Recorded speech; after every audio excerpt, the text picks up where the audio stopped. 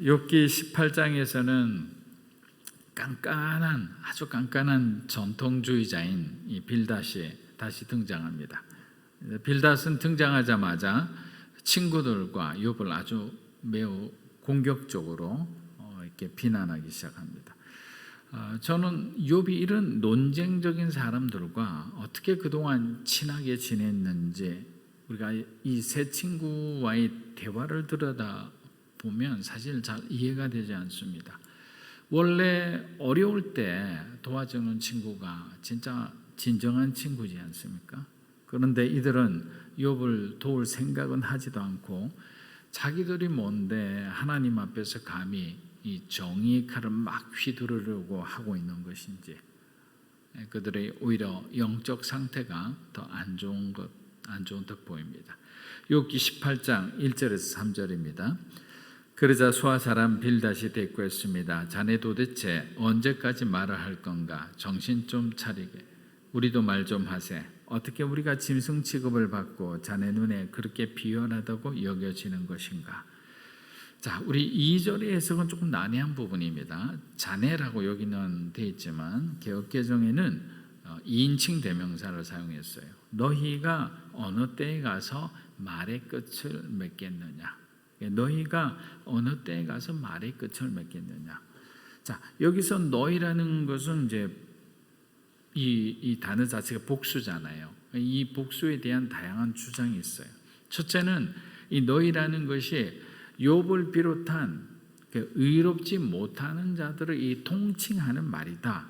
통칭하는 2인칭 대명사다라고 하는 주장입니다. 그래서 결국 너희라는 것은 욥을 향한 말이다 이런 말이죠. 그리고 다른 의견은 욥과 지금 논쟁하고 있는 엘리바스와 소바를 가리키고 있습니다. 저는 이 두 번째 부분이 좀 더 이 전체 내용에 더 가깝다고 생각을 합니다. 자, 즉 빌닷이 보기에는 욥과 친구들의 논쟁이 계속 제자리만 이렇게 맴돌고 있으니까 이제 더 이상 엘리바스는 서당 훈장님 같은 소리 그만하시오. 소발에게는 너 나이 젊다고 욥에게 너무 이렇게 나이스한 말만 하는데 그러지 말고 이 사람이 정신 차리기 위해서는 있는 그대로 직설적으로 얘기를 해야 된다라고 하는 것이 지금 빌닷이 하는 얘기입니다. 계속 너희들이 욥과 논쟁을 벌였지만 욥이 계속 정신 차리지 못하고 자기 어떤 변론하기에 바쁘니 이 상태로는 아무리 대화를 나눠봐도 끝이 없다라는 게 이제 이 친구가 주장하는 논조죠. 왜냐하면 직설적으로 얘기하고 자기들이 얘기하고 싶은 말 그 표현 그대로 하나도 가감하지 않고 얘기해야지 욥이 정신을 차려서 우리의 조언을 받아들일 것이 아닌가라는 것이 빌닷의 주장입니다. 그런데 여러분 3절을 딱 보니까 빌닷은 자기들이 욥으로부터 짐승 취급을 받고 있다고 합니다. 여러분 욥이 친구들을 짐승 취급을 한 적이 있나요? 아마도 논쟁 중에 욥이 어떤 한 비유를 하면서 한 말을 한 적은 있죠. 근데 그것을 그냥 고깝게 여긴 거예요. 욥이 무슨 말을 하려고 하는지 그 욥의 속내, 그 속마음을 이해하려고 하지 않고 그 한 단어를 가지고 지금 소위 말하면 말꼬투리 잡고 늘어지고 있는 거죠. 욥기 12장 7절을 한번 보겠습니다. 하지만 짐승들에게 물어보게나 자네들에게 가르쳐 줄 것이네. 공중의 새들에게 물어보게나 자네들에게 말해주겠네. 이거 뒤끝이 아주 강한 사람인 거예요. 그런데 자신들이 욥에게 한 독한 말들은 아마 기억도 못할 거예요. 여러분 유명한 말이 있잖아요. 가해자는 영원히 자신이 가해자인 것을 모른다. 몰라요. 여러분이 누구한테 상처를 주잖아요. 그럼 상처를 주면 상처받은 사람은 다 기억해요. 무슨 말을 했는지 어떤 표정으로 이야기했는지. 근데 가해자는 자기가 그런 말을 했는지도 몰라요. 얘기하다 보면 내가 언제 그랬어? 이 말을 서로가 제일 많이 하게 됩니다. 여러분도 그렇고 저도 그렇고 아마 그런 말 많이 했을 거예요. 지난번에 왜 그렇게 화를 냈어? 그럼 그럼 이렇게 말하죠. 내가 언제 그랬어? 난 화낸 게 아닌데, 화낸 게 아니고 화를 냈는데, 그리고 상대방의 마음에 아주 상처를 깊이 줬는데도 불구하고 가해자는 영원히 기억을 못하고 피해자만 기억하는 거예요. 욥이 무슨 말을 했는지 그 배경을 잘 이해했다면 이렇게 적반하장으로 말꼬투리 잡고 공격하는 일은 없었을 거예요. 욥기 18장 우리 5절에서 7절입니다. 악인의 등불은 꺼지고 그 불꽃은 타오르지 않을 걸세. 그 장막에서는 빛이 어두워지고 그 곁에 등불도 함께 꺼질 걸세. 그 힘찬 발걸음이 약해지고 자기 꾀에 자기가 넘어갈 걸세. 자, 빌닷은 지금 5절부터 21절 오늘 본문 전체까지 일관된 논조로 지금 욥을 정죄하고 있습니다. 빌닷은 욥을 악인에 속한 자다라고 단정하고 악인의 운명이 어떻게 될 것인지를 자기가 할 수 있는 모든 상상력을 동원해서 지금 욥을 어떻게 보면 급박하고 있는 거예요. 여러분, 저와 여러분이 가장 많이 죄를 짓는 분야가 어딘 줄 아세요? 바로 저와 여러분의 상상력이에요. 우리는 상상으로 죄를 많이 저질러요. 부정적인 생각도 상상으로 많이 하는 거예요. 하나님께서 여러분에게 감동을 주셨는데 우리는 상상하면서 그 감동을 다 깨뜨려 버린다니까요. 안 좋은 것만 계속 머릿속으로 마음속으로 시뮬레이션 하면서 이건 안 되겠어. 내가 할 수 없는 일이야. 나한테 버거운 일이야. 근데 하나님께서는 여러분에게 부르셨잖아요. 또 여러분에게 분명히 말씀하셨잖아요. 그러면 하나님께서 해결해 주시겠다는 거잖아요. 하나님께서 여러분에게 지혜와 힘을 주시겠다는 거잖아요. 그런데 우리는 상상으로 그냥 우리의 어떤 선입견과 편견으로 예단하고 그냥 그 자리에 멈춰버리는 거예요. 그게 이제 지금 계속적으로 이 빌닷과 같은 사람은 자기 상상력으로 너 이렇게 될 거야. 하나님에 대해서 조금 아는 걸 가지고 어마어마하게 부풀려 가지고 그냥 진짜 하나님이 아닌 다른 하나님을 지금 주장하고 있는 거예요. 그래서 뭐라고 이야기합니까? 5절과 6절에서 악인들의 복과 생명은 사라질 것이다. 욥이 악인이니까 너의 복과 생명은 당연히 사라질 것이다. 7절에서 보면 악인은 결국 스스로 자신의 꾀에 빠져 불행하게 될 것이다. 너는 불행하게 될 것이다. 8절부터 11절에서는 악인이 처음부터 아무리 의기양양하게 다녀도 결국 자멸하게 될 것을 뭐라고 비유하느냐? 아주 무시무시한 것으로 비유합니다. 그물과 올가미와 덫과 함정으로 비유하고 있는 거예요.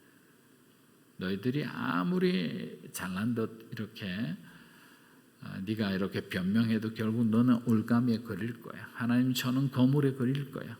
사냥꾼의 덫과 함정에 걸릴 수밖에 없어. 이 엄청난 저주 아닌가요? 그죠? 사랑하는 친구, 친했던 친구에게. 그래서 욥기를 읽다 보면 친구들의 좀 과격한 말로 하면 자기 개똥 철학이죠. 자기 철학, 이 철학을 우리는 진짜 들어주지 못하는 정도로 너무너무 많이 나와요. 앞으로도 또 나와요. 계속 우리는 힘든 시간을 보낼 수밖에 없어요. 그러면서 우리 자신을 봐야 되는 거예요. 우리는 이렇게 누군가를 참수하고 있지 않은가? 우리는 이렇게 누군가를 판단하고 있지 않은가? 때로는 그들이 옳은 말을 함에도 옳은 말처럼 전혀 들리지가 않습니다. 그러니까 동방의 의인이라고 불리는 그 욥이 견디지를 못하는 거예요. 빌닷은 욥에게 하나님을 원망하지 말고 자기들을 원망하지도 말고 너 자신의 죄를 원망하고 하나님 앞에 회개하라 이렇게 얘기하고 있죠.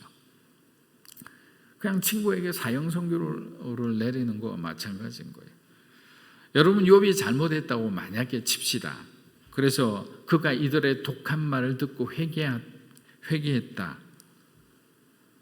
그래도 그 마음에 큰 후유증이 남지 않겠습니까? 한 사람을 하나님의 사람을 만들더라도 너무 우리가 독하게 몰아붙여서는 안 되는 거예요. 너 이렇게 되면 이렇게 돼. 너 성격 안에 이런 게 있잖아.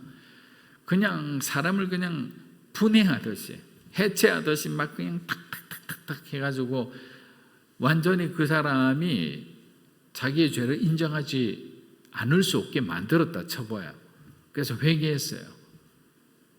그러고 난 뒤에 다시는 그 사람하고 친구하려고 하지 않을 거예요. 욥도 마찬가지예요. 회개하고 난 뒤에 하나님께서 회복의 마음을 주지 않는다면 어떻게 그 친구들하고 다시 그런 교우 관계를 이어갈 수 있겠습니까? 이 3년 동안 이 친구들과 이 변론하고 대화하는 가운데 30년이죠. 얼마나 깊은 그 상처가 남아있겠어요. 아직도 인과응보라는 세계관에서 빌닷의 생각은 여전히 정말 단 한치도 바뀐 게 없어요. 그는 욥을 죄인으로 몰다가 이제는 악인이라는 칭호까지 붙이는 것을 보면서 인간의 어떤 편견과 선입견이 얼마나 무서운 것인지를 다시 한번 느끼게 됩니다. 사랑하는 여러분, 여러분은 절대로 선입견과 편견의 함정에 빠져서는 안 됩니다. 제가 늘 말씀드리지만 사람은 봄, 여름, 가을, 겨울 한 시즌은 반드시 겪어봐야 된다고 했잖아요. 자, 봄에 만났을 때 너무 좋은 사람이에요.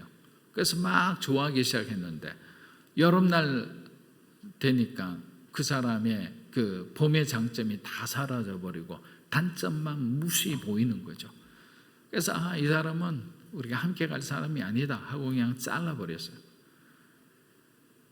그런데 만약에 자르지 않았을 때 겨울날 아무도 일하지 않는데 그 사람이 추위를 무릅쓰고 공동체를 위해서 교회를 위해서 묵묵히 일하고 있는 모습을 여러분들이 발견한다면 정말 내가 여름에 이 사람하고 그냥 자르지 않은 것이 얼마나 다행인지 모른다고, 정말 소중한 동역자를 잃어버릴 뻔했다고 우리가 그런 생각을 할 수 있는 거예요. 그래서 지금 여러분이 바라보는 이 불안한 시선, 여러분의 지극히 감정적인 시선으로 지금 보이는 그 사람을 우리가 함부로 판단하거나 그 사람에 대한 편견을 가져서는 안 되는 거예요. 적어도 1년, 2년 이상 여러분들이 그 사람과 충분한 시간을 가진 사람이라면 그 사람의 어떤 생각과 판단에 대해서는 존중할 수가 있겠죠. 아주 짧은 시간에 어떤 한 공동체나 한 사람이나 어떤 사건을 여러분들이 판단하는 것은 굉장히 경솔할 수 있다. 그래서 감정보다는 항상 우리가 기도 가운데 이루어지는 선택이야말로 가장 여러분에게 안전한 결정이고 선택이라는 것입니다. 오늘 빌닷은 욥에게 마치 이렇게 얘기하고 있는 것 같아요. 정말 자네 같은 악인들은 자신의 잘못을 인정하는 법이 없어. 항상 핑계를 달고 다니지. 그리고 다른 사람에게 책임을 전가하지. 얼마나 이 비겁한 행동인가. 당신이 신앙인이라면 하나님 보시기에 당신의 행동이 진정 부끄럽지 않은가. 빌닷은 계속 욥에게 이렇게 쏘아붙이고 있는 거예요. 제발 좀 정신 차리게. 우리가 자네에게 이런 말을 하는 것은 자네가 악에서 구원을 받기 원하는 것이네 라고 자기들의 의를 지금 욥에게 그냥 마치 그냥 강제로 주입시키려는 것 같아요. 사랑하는 여러분, 앞서 말씀드린 것처럼 이 선입견, 이 편견은 이처럼 무서운 거예요. 정말 좋은 사람인데 한번 그 사람에 대해서 여러분 나쁜 정보를 여러분이 갖게 되면 그 사람에 대해서 좋은 어떤 이미지를 갖기 위해서는 정말 많은 시간이 걸려요. 그건 여러분들도 경험했을 겁니다. 빌닷은 너무도 단순하고 편협한 자기 세계관에서 욥을 계속 바라보고 있지 않습니까? 근데 만약에 빌닷이 정말 성령 충만한 사람, 그가 기도하는 사람이었다면 욥에게 이렇게 자기 어떤 생각과 감정으로 대하기 전에 하나님 앞에 먼저 무릎 꿇고 친구를 위해서 정말 눈물로 기도했을 거예요. 그런데 이런 기도한 모습이 보이지가 않습니다. 그래서 하나님의 관점에서 욥의 고난을 그들이 바라볼 수 있었다면 오늘 같은 이런 공격적인 태도로 욥을 대할 수가 없죠. 여러분, 사람들은 모두 자신이 옳다고 생각하는 것이 문제인 것 같아요. 부모님은 항상 자식들보다 옳다고 생각합니다. 남편은 아내보다 항상 우월하다고 생각합니다. 사장은 직원보다 자신이 더 실력이 좋다고 생각합니다. 담임 목사는 부목사보다 항상 설교를 더 잘한다고 생각하는 이 모든 것들이 당사자들의 편견일 수도 있다는 거예요. 물론 그렇지 않은 경우도 많죠. 그러나 반대의 경우도 있을 수 있음에도 이러한 경우의 수에 대해서는 아무도 신경을 쓰지 않는 거예요. 이것이 바로 선입견과 편견이 가지는 무서운 세뇌작용이, 한번 그 세뇌에 걸리고 나면 이게 빠져나오는 게 힘들어요. 지금 엘리바스와 빌닷과 소발은 고대의 세계관에 젖어 욥의 고백을 정말 진심으로 들어보기도 전에 그들은 이미 욥에 대한 결론을 내리고 얘기하는 거예요. 그러니까 말이 되지를 않죠. 하나님께서는 의인에게 복을 주시고 죄인에게 고난을 주신다는 이 행위 화복이라는, 이 심은 대로 심고 심은 대로 거둔다는 이 자기들의 어떤 논조, 자기들의 어떤 가치관, 그 배움의 어떤 학식이 올바른 소통을 막는 오히려 장애물이 되고 있는 거예요. 그렇게 우리들 마음속에 어떤 사람에 대한 편견과 고정관념이 있다면 여러분, 어떤 말을 먼저 내어놓기 전에 우리가 하나님 앞에 진지하게 기도해야 하는 거예요. 왜냐하면 죄 없는 이런 편견은요, 죄 없는 상대방을 칼로 찌르기도 하지만 자신을 찌르는 칼이 되기도 하기 때문입니다. 여러분, 시편을 읽어보면 얼마나 드라마틱한 장면들이 많이 나옵니까? 의인들의 최후는 영광스러우나 그 화려했던 그 악인들의 마지막이 얼마나 비참한지 몰라요. 그런데도 사람들은 지금 하나님께서 아직 손대지 않은 그 악인들의 형통함을 보고 그냥 마음이 홀랑 다 빼앗겨버려 있어요. 예전에 이스라엘에서도 나병 환자는 하나님께 벌을 받아 그렇게 되었다고 판단하고 그들은 성문 밖에, 영문 밖에 거주하게 했어요. 따로 그냥 집단으로 거주하게 만들었어요. 나병을 가지고 태어난 것도 서러운데 사람 취급도 못 받고 거지 같은 생활을 하니 그 인생을 한번 생각해 보세요. 여러분이 만약에 그런 인생 가운데 있었다면 얼마나 막막할까요? 그냥 죽고 싶은 마음일 거예요. 그러나 예수님께서는 그들을 어떻게 대하셨어요? 그런 몸과 마음이 아픈 사람을 직접 찾아가서 예수님은 치유해 주셨어요. 위로해 주셨어요. 그들의 문제를 해결해 주신 거예요. 바리새인과 서기관들이 지켜보는 앞에서 예수님께서는 나병 환자 그 시몬의 집에 들어가 함께 식사하고 그들과 자유롭게 교제하셨어요.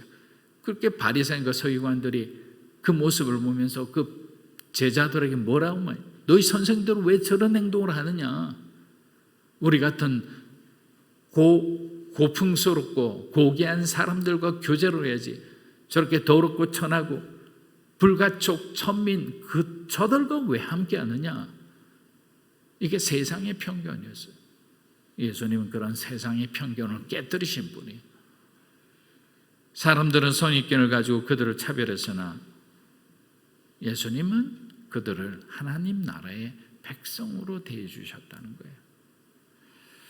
어느 날 예수님께서 길을 가시다가 맹인을 보게 되었습니다. 맹인도 나병 환자와 마찬가지로 당시의 사람들은 하나님께 벌을 받아 눈이 멀었다고 생각하는 어떤 그 선입견과 편견의 피해자 중에 한 사람이었어요. 예수님은 제자들의 질문에 뭐라고 대답하셨나요? 요한복음 9장 1절에서 3절 한번 읽어보겠습니다. 예수께서 길을 가실 때에 날때부터 맹인된 사람을 보신지라. 제자들이 물어 이르되 라피어, 이 사람이 맹인으로 난 것이 누구의 죄로 인함이니까? 그의 부모이니까. 예수께서 대답하시되 이 사람이 그 부모의 죄로 인한 것이 아니라 그에게서 하나님이 하시는 일을 나타내고자 하십니다. 여러분, 예수님의 이 모든 편견을 깨뜨리는 말씀을 그 맹인이 들었을 때 얼마나 감격했을까요? 얼마나 큰 위로를 받았겠습니까? 지긋지긋한 이 죄의 굴레에서 이제 해방이 된 건 아니겠어요?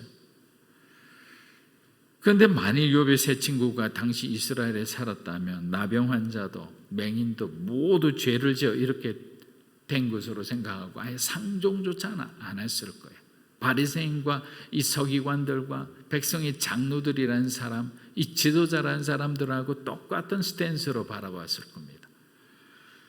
친구인 욥이 나병 환자처럼 자신의 몸을 긁고 있으며 맹인처럼 앞날을 보지 못하는 형편이 되어 있으면 그들도 예수님처럼 달려와 욥을 위로하고 네가 죄가 없음을, 뭔가 하나님의 뜻이 있음을 우리가 기억하고 이 시간을 잘 견디자라고 손에 손을 잡고 서로 위로하고